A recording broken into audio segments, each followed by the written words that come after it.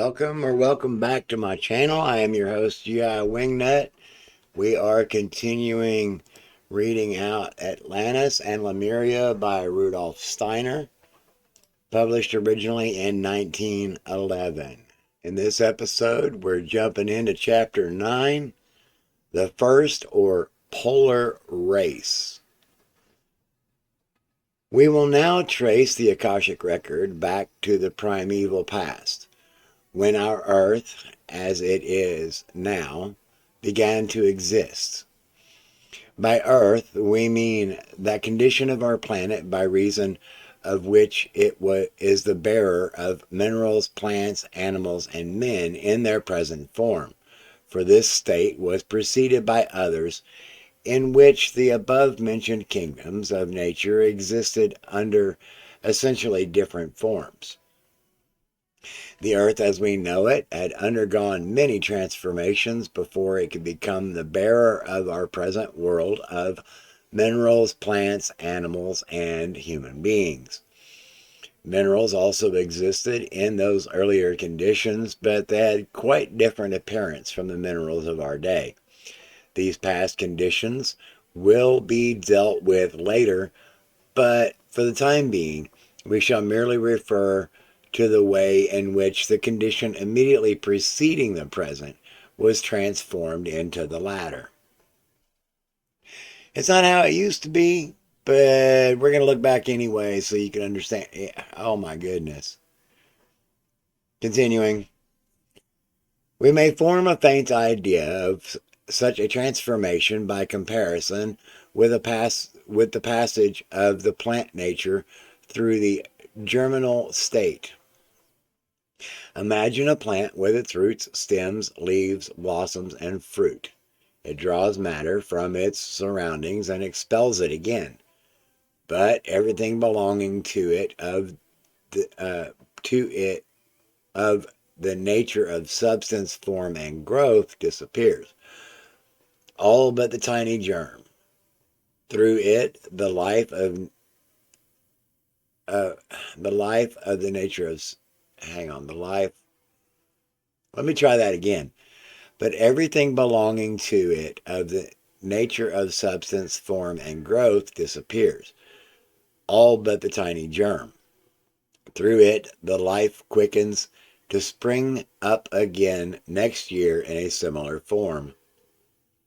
Boy, howdy. This must be where L. Ron Hubbard got his ideas for, material, energy, space, and time.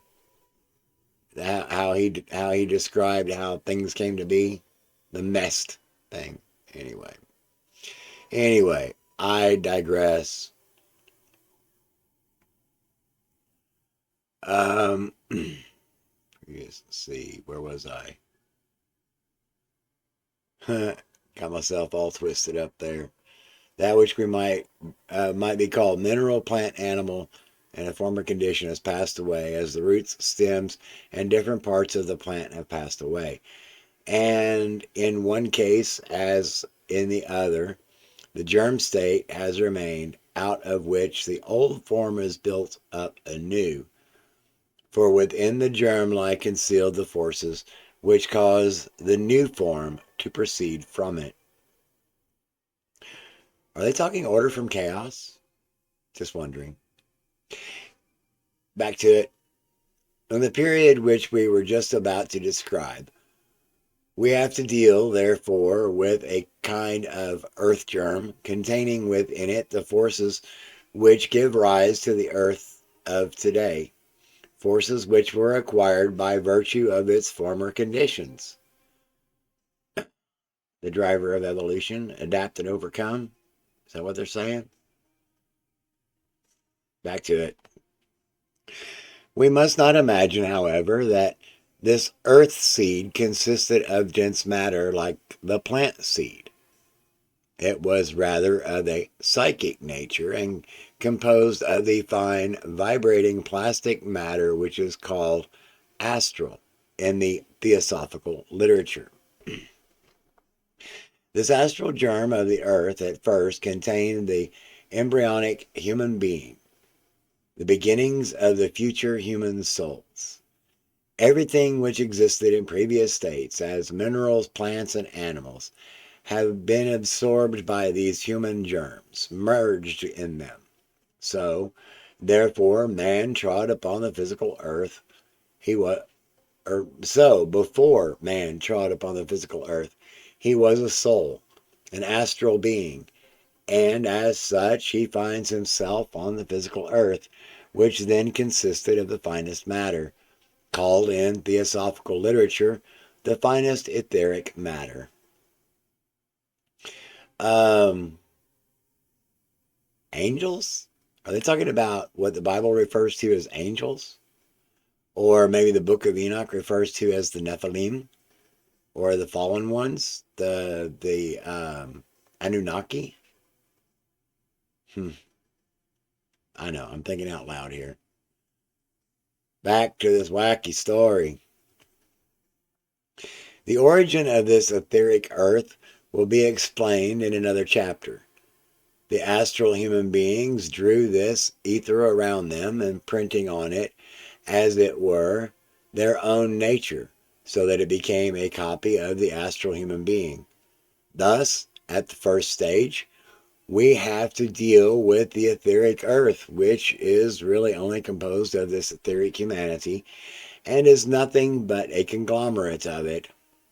The astral body, or the soul of man, is actually, for the most part, outside the etheric body and organizes it from without. Oh, kind of like AI assembling robotic bodies to travel itself around in? Is that what they were referring to? That sort of concept? Interesting. I know, wild tangent there. Oh, moving on. To the occult investigator, the Earth appears somewhat as follows. It is a sphere composed in its form of countless tiny etheric spheres, etheric humanity, and surrounded by an astral covering, as the present Earth is surrounded by a covering of air. In this astral envelope, atmosphere.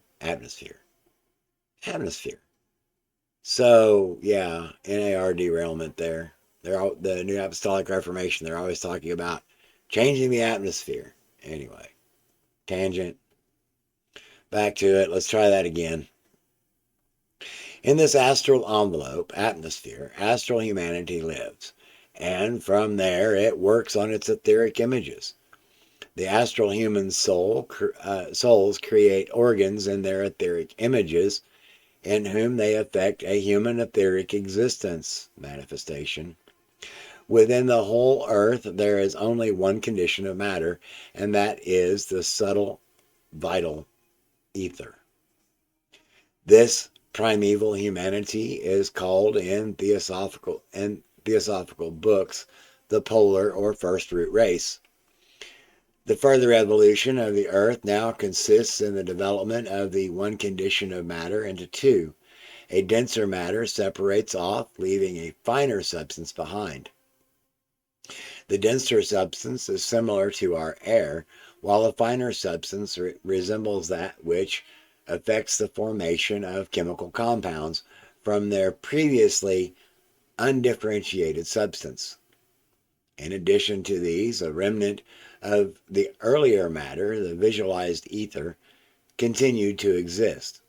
Only a part of the latter was incorporated with the two conditions of matter just described. We find then, at this time, three kinds of matter in the physical earth.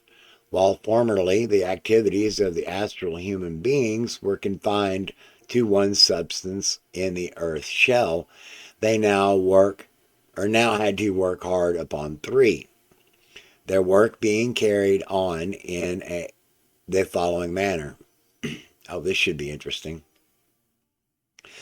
That part which had become gaseous at first offered resistance to the work of the astral beings. It would not assimilate all the latent possibilities contained in the perfect astral beings. Consequently, astral humanity is forced to divide into two groups. One group is that which elaborates the gaseous matter and creates it in its own image. The other group is able to do more. It can work upon the two other kinds of matter. It can create an image of itself composed both of the visualized ether and the other kind of ether, thus giving rise to the chemical elements. In the present work, we shall call this kind of ether chemical ether. But this second group, chemical ether, see now we're getting over into some of the teachings that were utilized by the alchemists, which gave us modern science in the aspect of gas isolation, like pure oxygen or pure nitrogen or pure hydrogen, for example. Okay, back to this. But the second group of astral beings has only acquired this higher faculty by throwing off a part, the first group, of the astral essence and condemning it to perform lower work. Had it retained in itself those forces which accomplish the meaner task, it could not have risen higher itself. Okay, there we go with elitism. Finishing this paragraph. Here we have an event arising from the fact that something higher procures its own advancement at the cost of another, which it serves from itself. This is the picture which now presents itself within the physical earth. Two kinds of beings exist. Firstly, those having a gaseous body, on which astral beings belonging to it work from the outside. Angels and demons, perhaps. Continuing, these beings are of the nature of animals and form a first animal kingdom on the earth. Were we to describe the forms of these animals, the men of today would think of them rather strange. Their form, we must bear in mind, that is, consisted only of gaseous substance, resembles none of the animal forms existing now. They have, perhaps, a distant resemblance to the shells of certain snails or shellfish of the present day. Side by side with these animal forms, man's physical development progresses. Astral humanity, now risen a step higher, creates a physical image of itself consisting of two kinds of matter, of vital ether and of its chemical ether. Thus, we have before us a human being consisting of an astral body who is working upon an etheric body, which is again composed of two kinds of ether, vital and chemical ether. So, yeah, they're talking about creating a golem of sorts. They're creating something to infuse some sort of magic or spiritual power into, some sort of soul or entity into, to animate it. Creating a physical form to be able to experience life through as spiritual beings. So that's where that comes from. All right, moving on. By means of the life ether, this physical image of man has the power of reproduction, of bringing forth beings like itself. By means of the chemical ether, it develops certain forces, similar to the chemical forces known to us at the present day as attraction and repulsion. The law of attraction? Prosperity gospel. Oh, good grief. Back to it. Thereby, this human image has the power of attracting certain substances in its surroundings and uniting them with itself, afterwards to throw them out again by the power of repulsion. Ken Copeland. Money, come to me now. Anyway, law of attraction. Back to it. Such matter can, of course, only be drawn from the animal kingdom described above, and from the human kingdom. Here we discover the origin of nutrition. These first animal images were thus animal and man-eaters.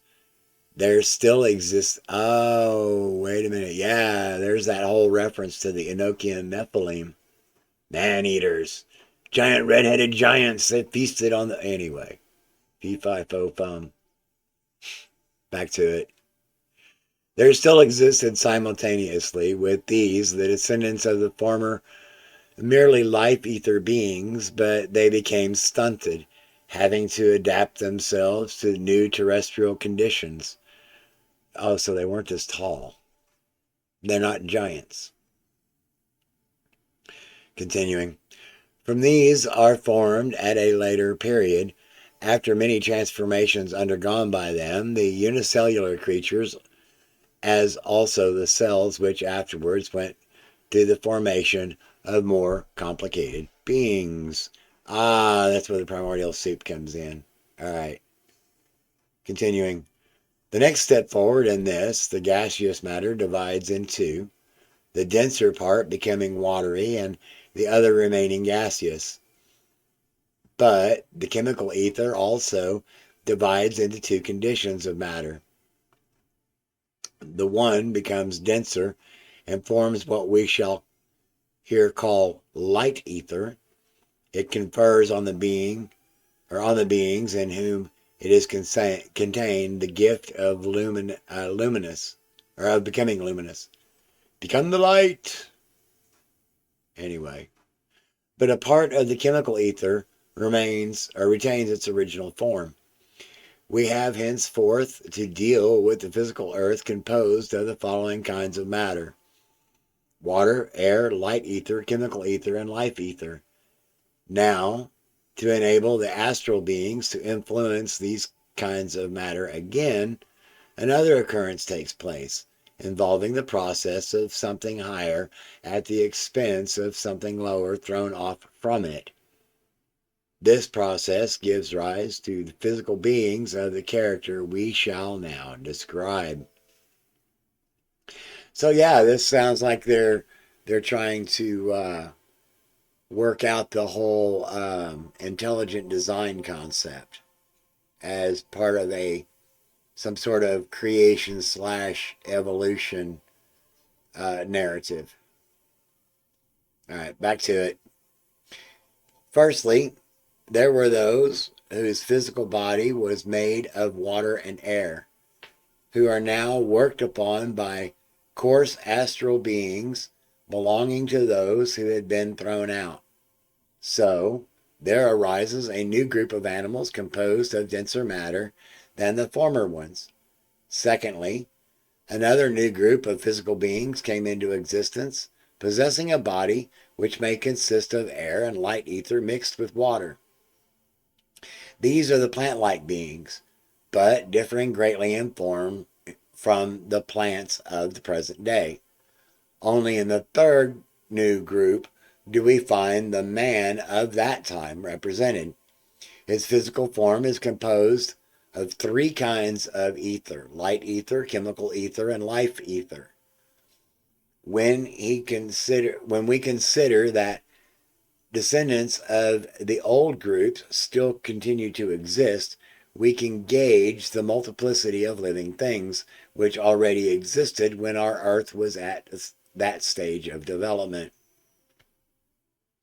So, something else to consider in this period of time on the human timeline is that in Europe, there was still practices of bloodletting going on. Not too well, it was around the same time as Blavatsky was doing her works, and uh, in the 17 and 1800s, they were still balancing the humors, and bloodletting and all that for health purposes, and a lot of people died from that treatment. All right, let's get back to this because it looks like we're getting close to the end of things. A momentous cosmic event here occurs. The sun withdraws, and simultaneously certain forces leave the earth altogether. These forces are composed of a part of that which was represented on the earth hitherto in the form of life, chemical, and light ether. Thus, these forces were withdrawn, as it were, from the earth as it had existed up to the present. Thereby, a radical change took place in all groups of terrestrial beings who had hitherto contained these forces within themselves. They underwent transformation. The first to be so transformed were what we called above the plant beings, who were derived of the forces that had possessed by means of the light ether, so that they could not now only develop as living beings when acted upon from without by the light forces taken from them. And in this way, plants came under the influence of sunlight. So they're saying this is why the chlorophyll production happens, and why when you grow a potato in a dark closet, it sprouts quickly and grows radically looking for light. That's their esoteric explanation. Wild, just wild. Moving along.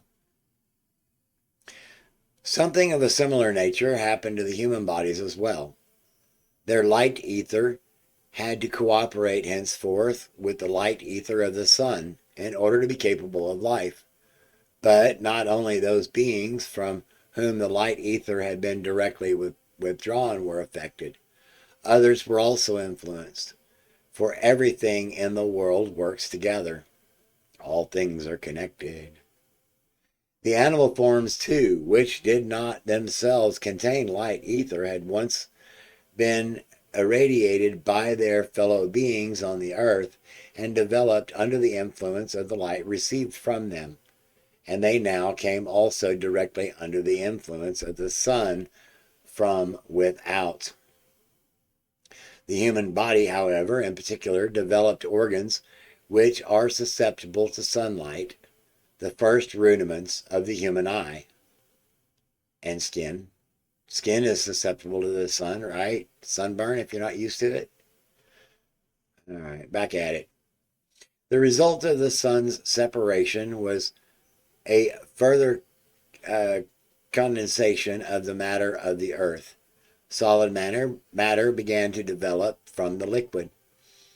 In like manner, the light ether differentiates into a second kind of light ether and an ether which resembles bodies to develop warmth. The ether must become a being which generates heat within itself. All its inhabitants were brought under the influence of heat. Again, in the astral world, a similar process to the former one must occur. Certain beings progressed at the expense of others. A certain number of beings suited to work upon the gross solid matter were separated off, and this was the origin of the firm skeleton of the earth, the mineral kingdom, and the driver behind unchecked capitalism, perhaps. Back to it. At first, the higher kingdoms of nature did not all exercise their influence on this solid mineral bony mass, so that we find on the earth a mineral kingdom which is hard and a vegetable kingdom in which the densest matter is water and air. For in this kingdom, the gaseous body itself had been densified to a water body by the events described. And besides these, there were animals of the most multifarious forms, some with water and some with air bodies. The human body itself had undergone a process of densification. Its firmest corporeality, that's a tough word, corporeality, had solidified to the imparting of its kind of matter, which might, perhaps, be described as a nature of gas. This condition of matter of the human body is described in the works on occult science as that of the fire mist. This body of fire mist, man was incorporated. All right, one more chapter to go, and it looks like it's a short one. Kudos to you if you've made it this far. Apparently, you have a hungry mind. So, in the next video, we'll finish this book up, and I hope to see you there. In the meantime, take good care of yourself. Oh yeah, and that whole subscribe, like, and share thing too, especially if you know somebody you think will benefit from this. Everybody wants to